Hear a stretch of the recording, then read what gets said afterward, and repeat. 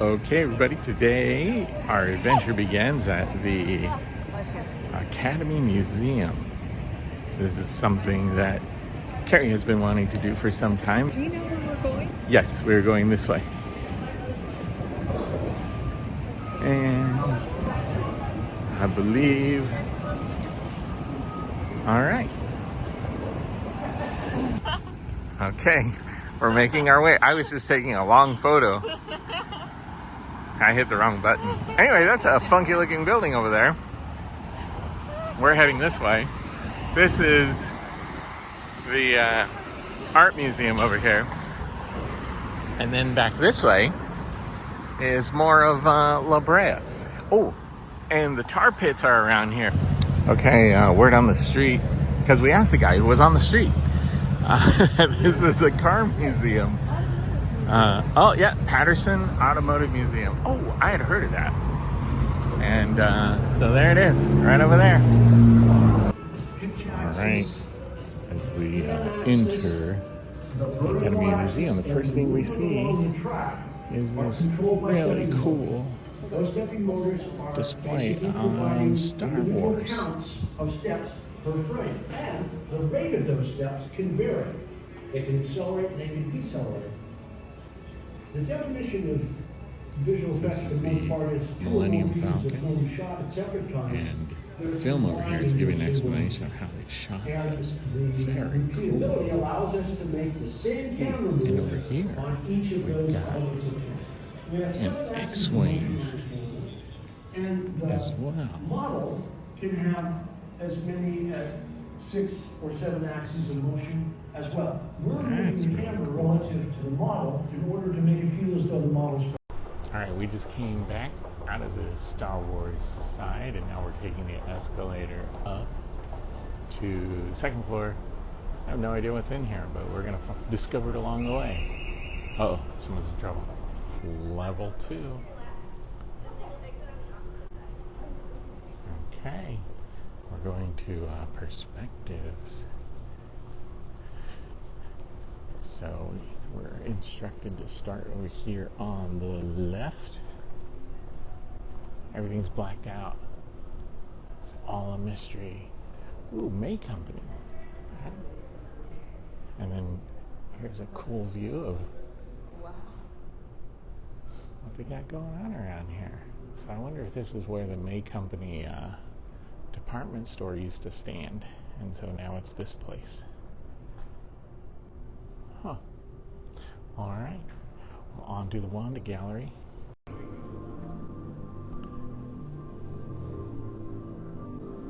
And here we are inside. So the exhibit begins over here to the left.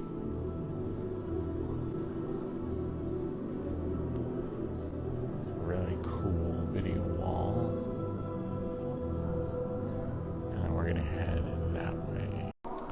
And as we make our way into the second room over here, I was looking at this globe and it reminded me of the old, I think it was Universal Studios, the globe that spins around in the beginning. I don't think that's what it is, but it really reminded me of it. We got some artifacts here, some movies from long ago. Casablanca. And then this is the famous Play It Sam, and this is the piano that was played in that scene of the movie. And then in another scene from Casablanca as well, there's that piano, and then this is the piano featured in the film. Very cool. And this room here is dedicated to Lourdes Portillo, and she was a filmmaker. Grew up here in Los Angeles, born in Mexico. Some scripts that she had, film posters, movie camera, and then over here the Oforinda.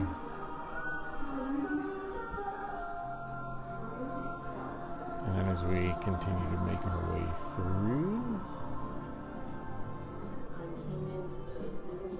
Let's see. How you doing? I'm fine. How about This yourself? is I'm living this Boys in the Hood. Oh, listen to this song. I love this song. So, some pictures from, looks like from the filming that was going on, some of the press that was released around it. It's your job. You may think I'm being hard on you right now, but I'm not. What I'm doing is I'm trying to teach you how to be responsible.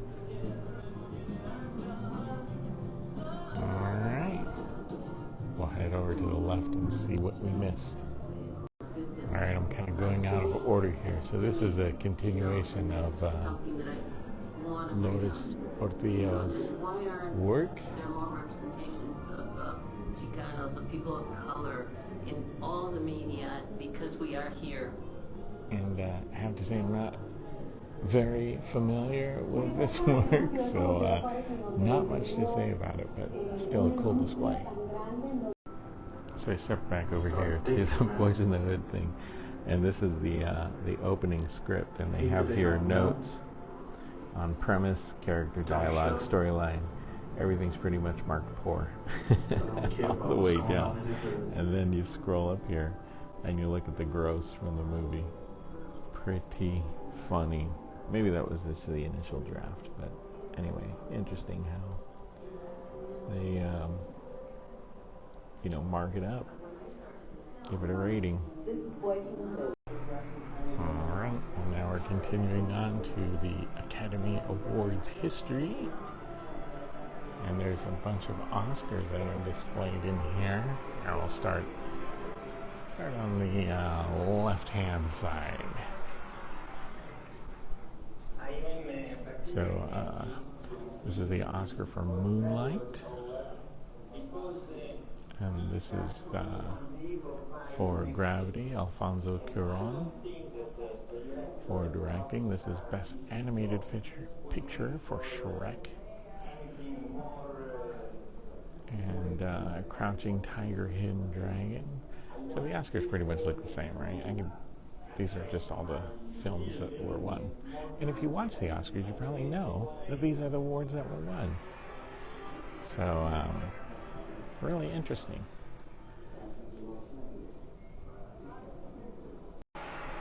Alright, continuing on to the Oscar room.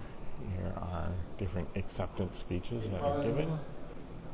Oh, this is Sidney Poitier. It is a long journey to this moment.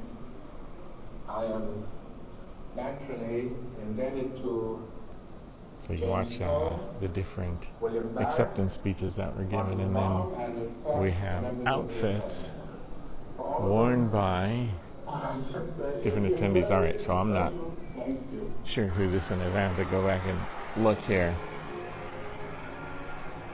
This is Jenny Beavan, what she wore to the Academy Awards. Alright, we're going to come around to the other side here. Other acceptance speeches. Oh, this is kind of cool. Little replica of the stage. And then over here, we've got Francis Ford Coppola. The outfit he wore to The Godfather. And then the one that I missed over here is... So this is Naomi Harris's gown that she wore. Alright, so if you ever get invited to the Oscars, this is what your invitation will look like. So this is an invitation. I don't think this is from, maybe it is. Oh, it is from 1929. This is the original invitation for the first Academy Award. That is really cool. At the Roosevelt Hotel. And here's some correspondences. This is a congratulation letter from Louis B. Mayer. Congratulations telegram from Fred Zinman to George Stevens, the one for directing A Place in the Sun. This is a letter from Barbra Streisand to Katharine Hepburn. And then this is a letter from Quincy Jones to President Robert Weiss regarding an honorary award for Alex North. And then here's some programs from various award ceremonies from 46, 55, 1973, and 1992. And then here are the letters. So PricewaterhouseCoopers, of course, the auditing firm that messed up a few years ago. And this is some of the trinkets. So a charm that belonged to Eleanor Coppola. And then the winner's envelope from 2017 to La La Land. Alright, as we make our way into this next area, this is Director's Inspiration, Agnes Varda. Some really cool photography here.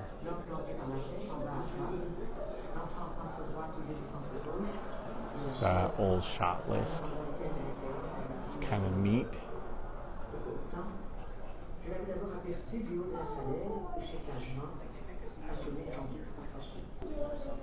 And then as we make our way over here, oh, a man's butt. Nothing is complete without a man's butt. Oh, and here we go, a woman's butt. Because there are not enough. That man's looking at me for looking at her butt. But it's right there. It's in front of my face. What am I supposed to do about it? All right, here is Jim Morrison's jacket, maybe? I'll have to check this out. All right. That is definitely Jim Morrison. I'm not sure if this is Jim Morrison's jacket. I'll have to take a look, find out. Lots of really cool photographs.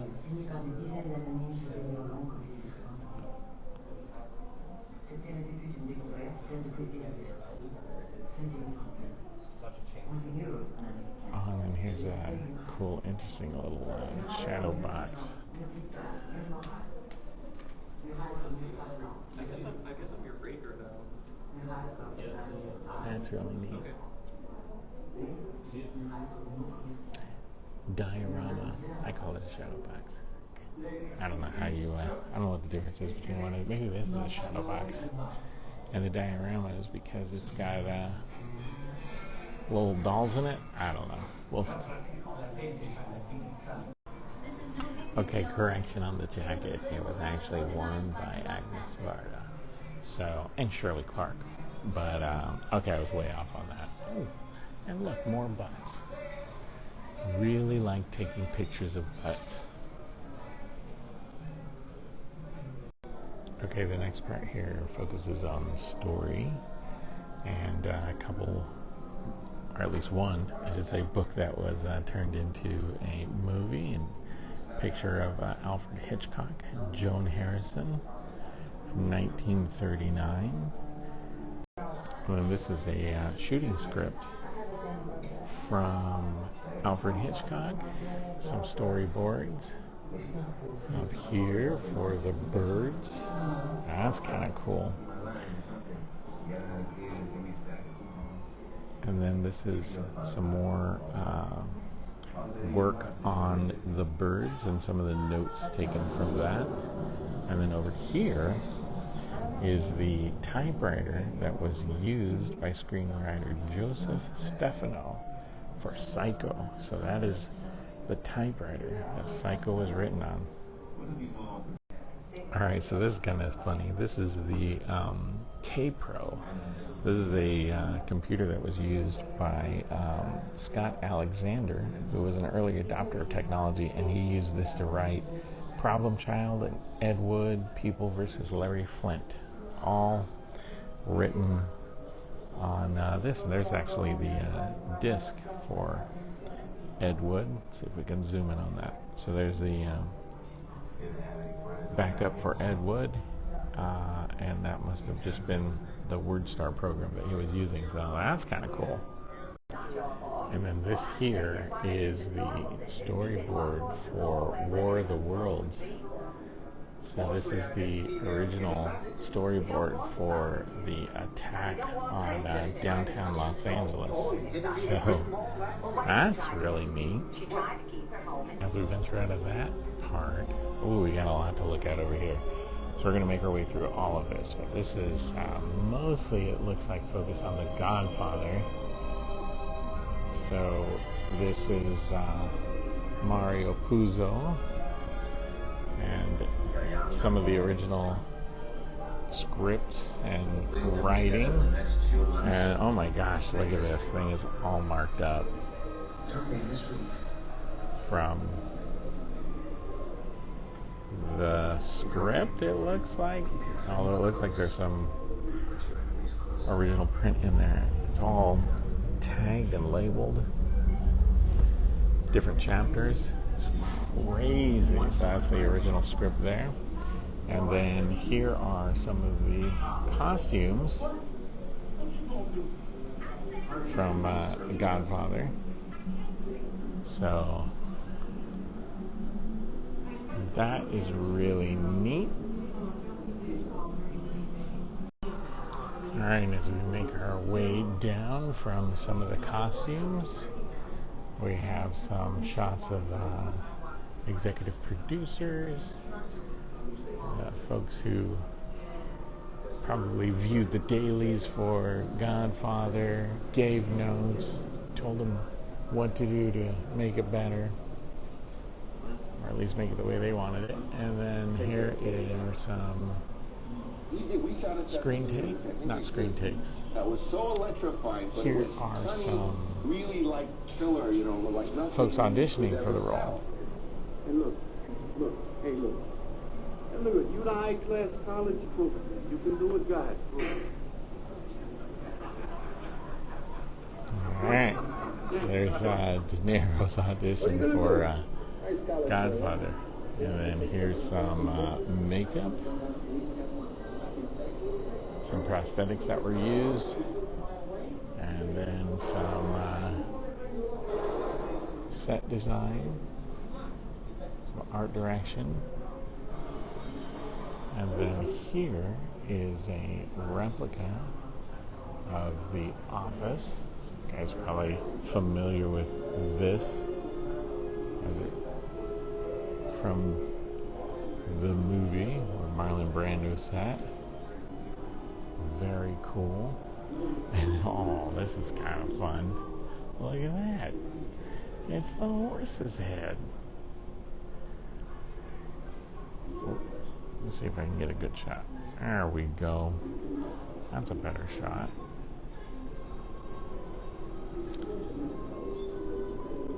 And then here's a telephone, some props, special effects. Here's from the restaurant where they would sit down and shout. And then here are some gear lenses. Not sure if these were actually used on the film. Oh yeah, no, it says that they were gear that was used on the film. So man, this thing must have weighed a ton. I can't imagine hauling this thing around. Crazy. And then this is an editing bay where they cut the movie up into a movie. And then behind me here is a mandolin, and used for some of the music. Here's the music from the movie. It's a 1914 Gibson F4 mandolin. So it's weird, like off to the side of the Godfather stuff is this thing around casting, which is a little, it's kind of tucked away, but it's in the middle of everything, so I skipped it at first, but I'm coming back to it, because this is all about what folks use for casting. So you think about, like, back in the day, they had these books, and you had to go through these books and use that as your notes of who you might want to see audition for roles. And then here's a bunch of casting Polaroids. A few famous faces in here. Neil Patrick Harris. He's Doogie Howser. My mom was nice. So J.K. Simmons. he'd always take me to school, There's and Drew Barrymore. it used to piss me off because he followed me all the way to homeroom. And this is the way that they had to do it for everybody had Instagram and Facebook and web pages and everything else. And this is it. Well, he's mine, and he lives with me, and he likes me, and he wants to stay here. He likes it here. And then here are some of the casting notes that casting directors make as they focus on finding the right person for the role. And then what was interesting is that they were talking about casting director here, Lynn Stallmaster, who was the only person to receive an Oscar for casting due to the method that they were using to make it happen. So, very interesting stuff. And then here's another room that I missed. This is more costume stuff. This isn't necessarily from The Godfather, but just like the other room, it's kind of off to the side. But this is wardrobe worn by various folks. So this one here is costume worn by Marlene Dietrich. Sorry, couldn't read. Couldn't see from where I'm at. And then this is from James Dean. So this is worn by him when he was in the character of Jet Rink. This is a costume worn by Gene Kelly. So, very cool. Of course, I gotta get a picture of this from Coming to America. That was worn by Eddie Murphy.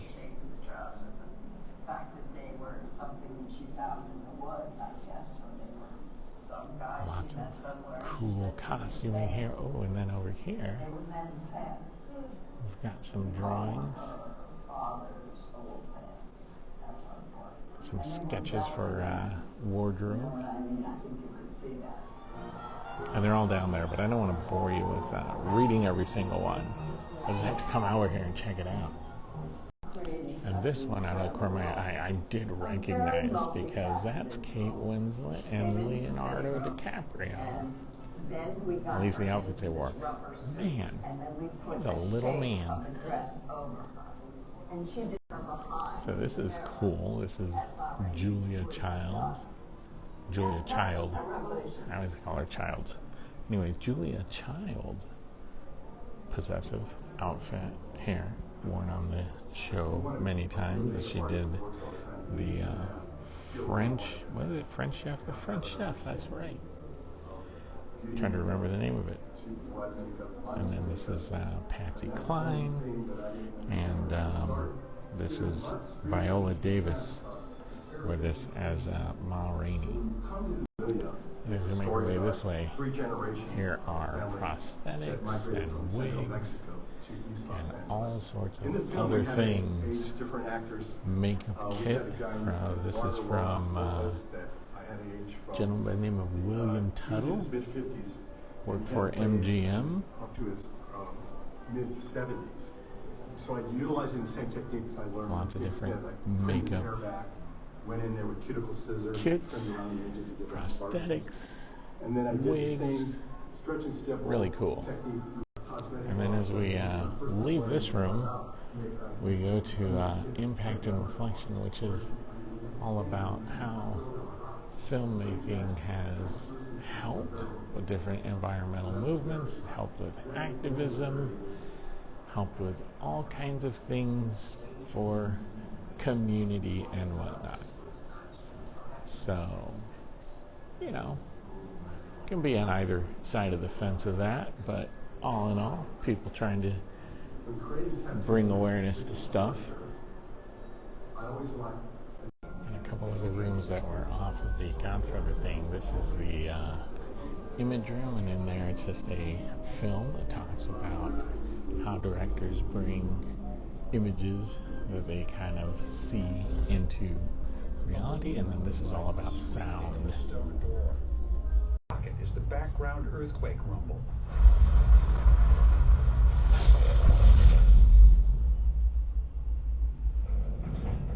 The clatter of a weathered old garage door is the off-screen temple movement.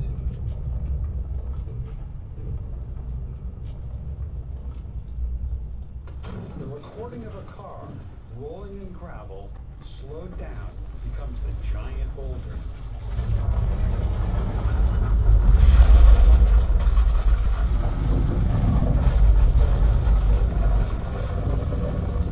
Alright, so we just finished with the second floor.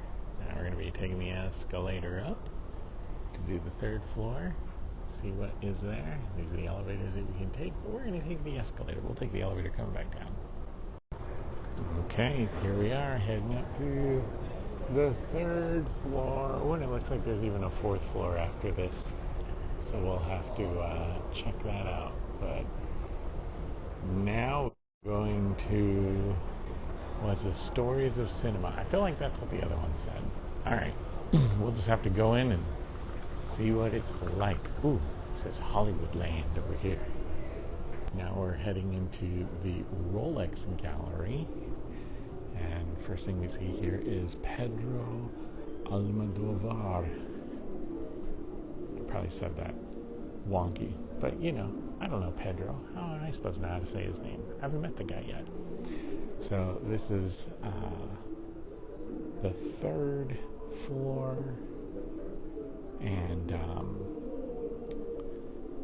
this is really just a focus initially on Pedro Almodovar, and beautiful cinematography. This is a really cool room.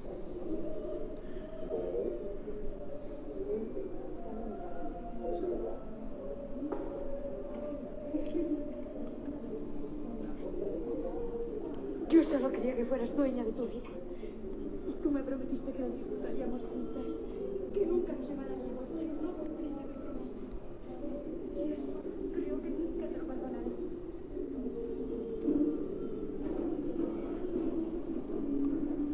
Come around the corner here.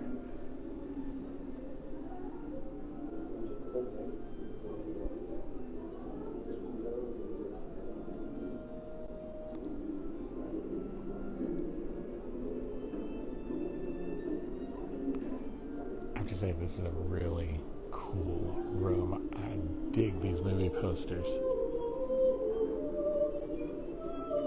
Maybe not the one there on the bottom left, but you know, most of the other ones.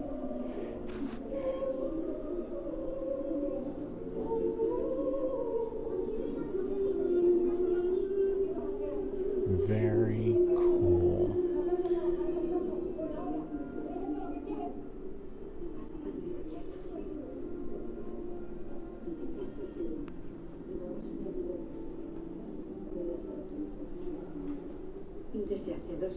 And now we're going to make our way to the next room, and I saw Wally here and Eve. There's all kinds of cool stuff in here. So this is the trash tower from Wally, practical model of that. And then over here around the corner, this is all a focus on animation.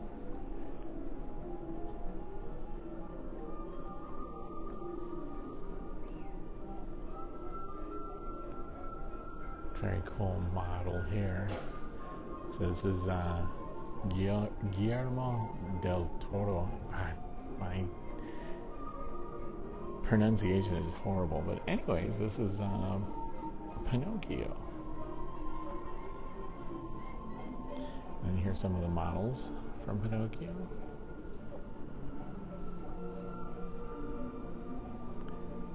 Very cool.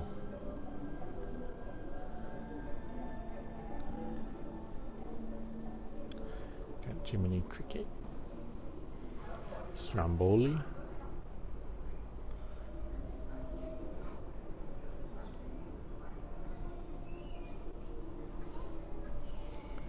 we got Geppetto and Pinocchio here. So this looks more like the Disney Pinocchio than the Guillermo del Toro's Pinocchio. And then over here we have some drawings. Looks like some animation I am not familiar with. Akira. So if you are a Kachiro Akira fan, I'm sorry, Kachiro Otomo's Akira. So if you're a fan of that, and you're watching this, and you're like, look at it, say it right. Well, that's because you're a fan, and I am coming upon this for the first time. Well, not Akira necessarily for the first time, but learning about this as I go. So, deal with it. And then here's a little bit more of the Wall-E stuff that I missed because I was so distracted by the practical models that they had up. But here's some of the early animation for it.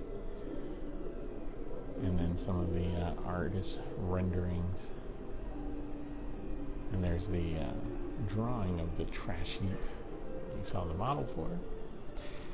And then in here, they go through effects. And this part here is a kind of how animation comes together. So some cells from The Thief and the Cobbler. And here's animation for it, which is kind of cool. You can see the individual drawings, they're all like numbered as they go through it. And then they color it. And then there's a color version of it.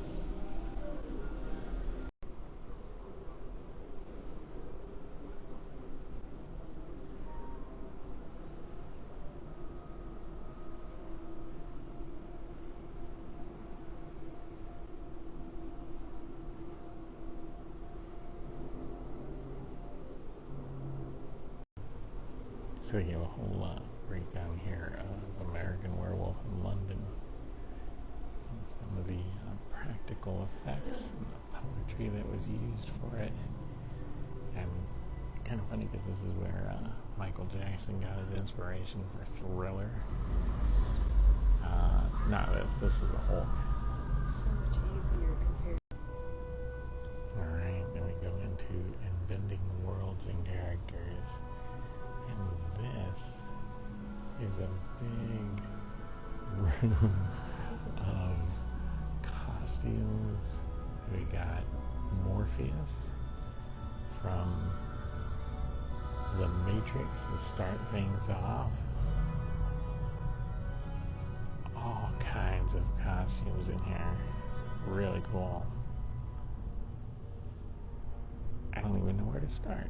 It says Harley Quinn. Here's Harley Quinn's mallet and baseball bat. Over here we've got Captain America's shield. That's kind of cool. And we've got Thor's hammer.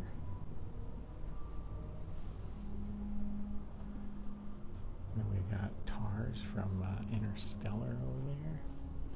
We have Iron Man. And then of course we have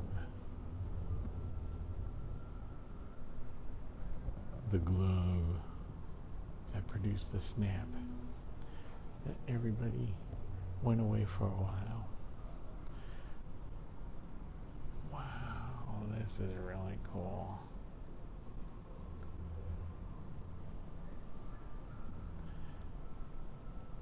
Got Storm from X-Men. C-3PO from Star Wars. Oh, this is the can from Jurassic Park. And then more Star Wars stuff. And then over here, oh my God, this is my whole childhood is in this room. We got Gremlins. And of course, Spider-Man hanging. Oh, it's so dark in here. I don't know if I can go that way or not, so I'll go back this way. And then we're going to make our way around. This is AI, artificial intelligence, the little teddy bear that was in that movie.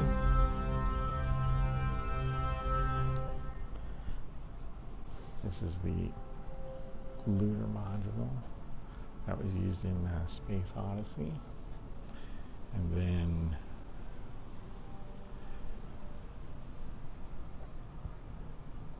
Big Bug. Wow. And then lastly, we're going to cap it off here with aliens. I say lastly, this is actually where I started, but really, really cool. And I'm not sure what is in this room. Oh, looks like space stuff.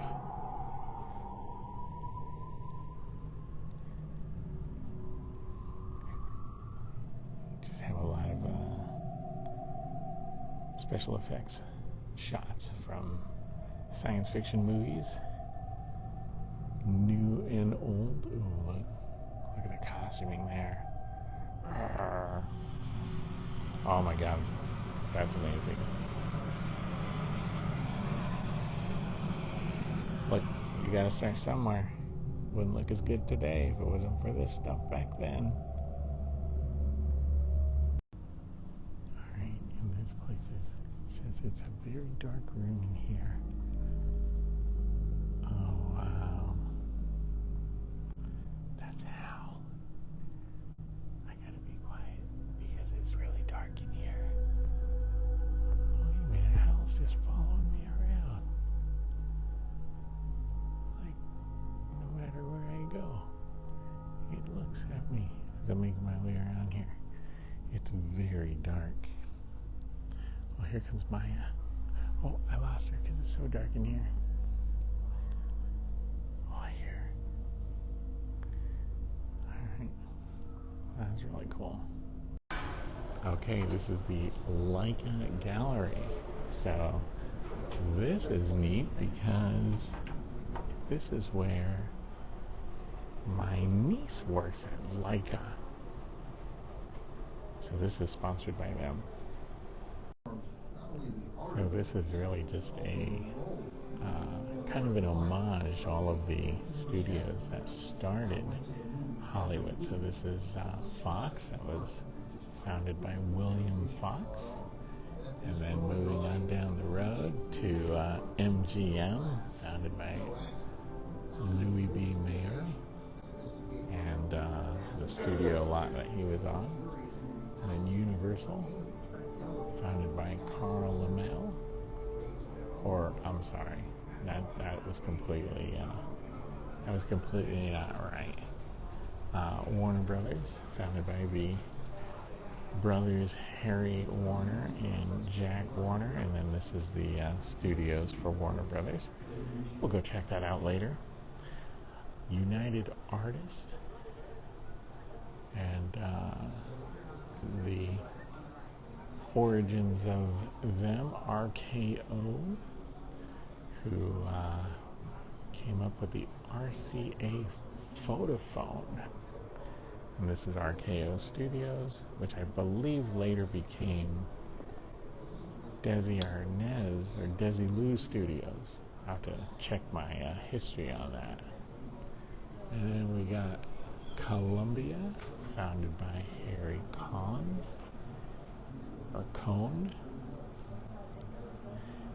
And then lastly, the end here, Paramount Studios, founded by Adolf Zucker and Jesse L. Lasky. Okay. Alright, so I looked it up. It's Carl Laemmle. So maybe I had it right the first time. But anyway, Carl Laemmle, Universal Studios. Woohoo! There it is right there. We're heading up to the 4th floor. And there is the shark from Jaws. Whoa, don't trip. I didn't trip. Wow. Up above us. And we got Divine. It looks like Divine. Was that Divine? I don't know. Yep. John Waters. Up here. And then we got Jaws. There's Maya. Rawr, Jaws is going to get her. So now we're heading into the John Waters exhibit. We'll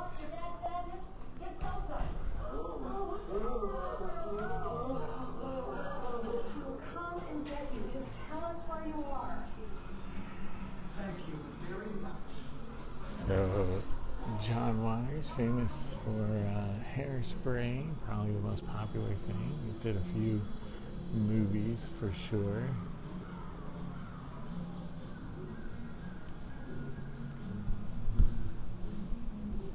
Here are some of the movie posters. Crybaby, Hairspray, Serial Mom.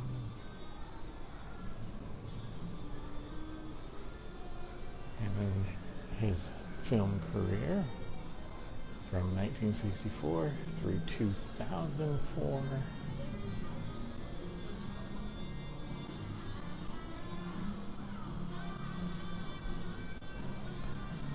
Writers Guild Award, as well as some other awards presented to John Waters.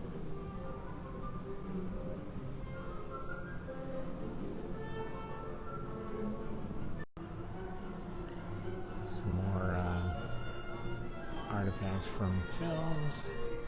And as we make our way over around here, some costume from Divine. Divine appeared in several of John Waters' movies.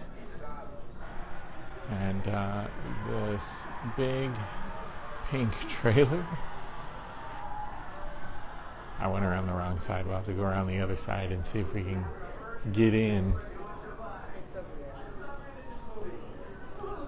And then electric chair.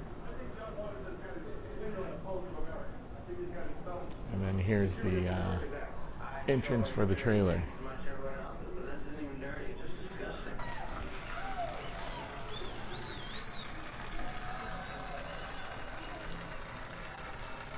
For all of the Pink Flamingo fans. And then making our way to the next part of the exhibit.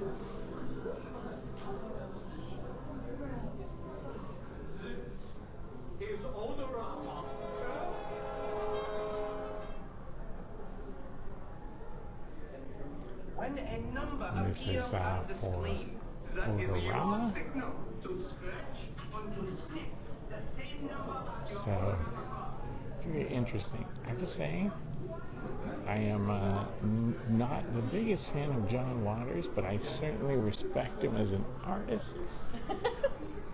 I did find some of his stuff, funny, but, it wasn't totally my thing. That's all right. It doesn't have to be. I did like Hairspray, though. And here is some of the costuming from Hairspray.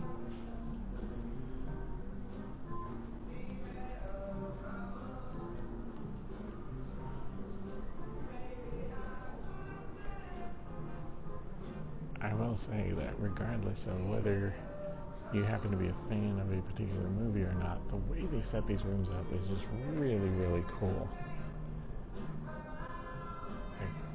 Just, you're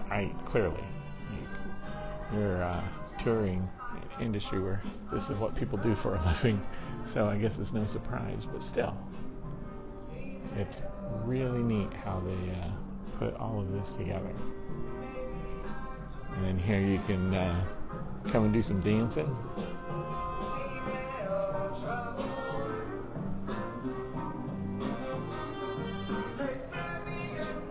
There's some TVs. Oh, look. There's me recording. Oh, I was promoting the art of dance. there we had boobies on the screen. Different dance scenes. And then here is Crybaby. Again, another movie. I didn't necessarily appreciate it for the time, but it's got a following. People love it. Had Johnny Depp in it. And the cast of Crybaby. I don't know, maybe it just came out at a time where I didn't get it, but it's alright. If you're a fan and you like it, this is a great place to come check out. If you want to read more about some of the more popular movies that John Waters did, or just kind of see his total film career put up here. And we got Serial Mom. Ever tell you? Now you know. Please. This No, it hasn't. wardrobe from the movie. It's great.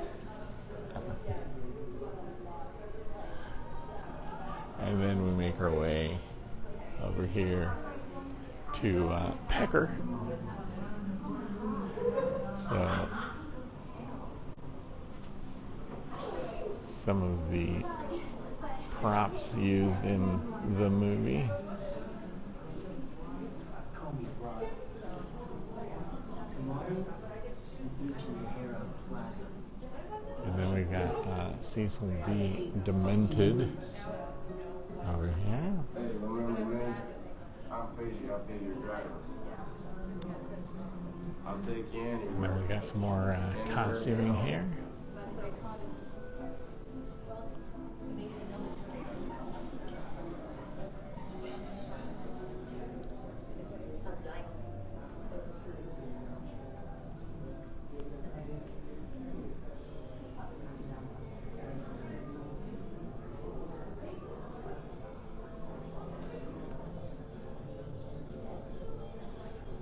We've got some props. Cherish's sticky buns. That's hilarious.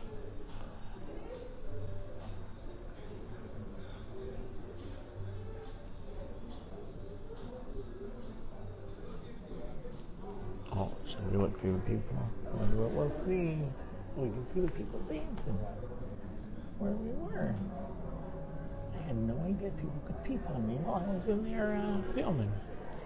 I wasn't dancing, but I was filming. And then we move on to Dirty Shane. And again, the these costumes are great, but the setup of these things really good. And let's see. Well, we'll just fill in the blanks on that one. And we move along here to more costuming and some more props. Satiny strong, extra long bathroom tissue. Good to know. Oh goodness. Alright. And then moving on to John Waters. Fandom. It's all the people who, oh look at this. They're gonna Funko Pop. John Waters. Come on, Homer, join the party. Your father's certainly taking a shine to him. Homer, you are all of the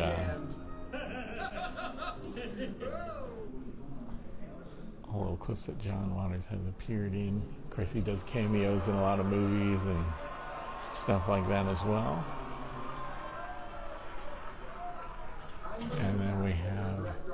the filth shop. So if you are a John Waters fan, here is some great merch.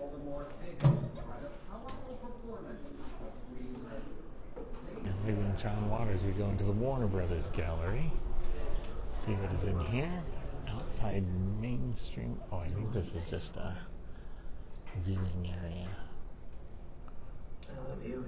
So we'll make our way to the next floor. We're heading up to the 5th and final floor of the Academy of Arts and Motion Picture Museum. Final floor. Netflix Lounge. Golden statues. Floor 5. I don't think there's anything up here. That's it. Just pillars. And some famous leading ladies. Oh, and the family, Dolby Family Terrace. Right around this way. That's it. Just a terrace to overlook Hollywood. We're heading over the Barbara Streisand Bridge. And we're walking across the walkway here. Ooh, it's a little warm. Ooh, that's the way we get back. We walked all the way on the outside. And we could have just walked right through there. All right, let's see what we got here. View from the top. The family lounge.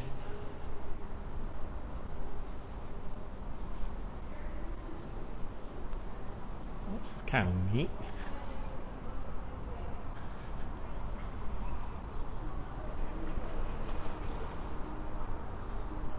B, you want to go get your picture here at the edge? So now we are overlooking all of Hollywood. Well, not all of it. Can't see the sign. It's not here. Okay, we've seen the all you can see out here. So there was the Hollywood sign back there, which you can barely make out in the smog. SAG-AFTRA building over there, and all kinds of stuff. So we got our pictures. I think we're gonna wrap it up and head to the next place. Thanks, guys, for checking out this tour. Next will be another tour of something different. We're gonna wrap this up here. Maybe make one more pit stop before we leave, and we'll catch you in the next one. So, hope you enjoyed it. See you later. This was much faster than the Escalade Oh, tour. that's the Netflix lounge. Yeah, but we were on that level. No tour is complete until you've hit the gift shop, of course. You don't exit through the gift shop, but there's a lot of John Waters stuff that we saw there, but there's also other things from other movies. But this is just merch from all the different exhibits that were in there, so that's kind of cool. Okay, so today, well, it's still today. All right, this is the interlude. Terry and Maya are with me. Look at them. They're having, Maya's eating a bowl of fruit. We are enjoying a meal at the world famous Bob's Big Boy in Burbank. And we are going to enjoy our lunch here. Quick pan around of the restaurant. Maya and her bowl of fruit, because she wants to share off our plate. So that's what she's gonna do. Oh, she doesn't want to chew on camera. Oh, there she goes. Look at her go. Okay, I didn't take a picture of our meal, but we're having wonderful strawberry cake for dessert. Maya, listen to wait. Maya never listens. Okay, Dean. All right, so our lunch is complete, and look, I got a souvenir cup that I won on a scratch-off game that they gave me here at the Big Boy. So with lunch complete, we are off to our next adventure, and this was a good lunch. So we're gonna do our next thing. Then after that, try and hit a restaurant. Maya is hankering for some Mexican food, so maybe we'll close out our day with that.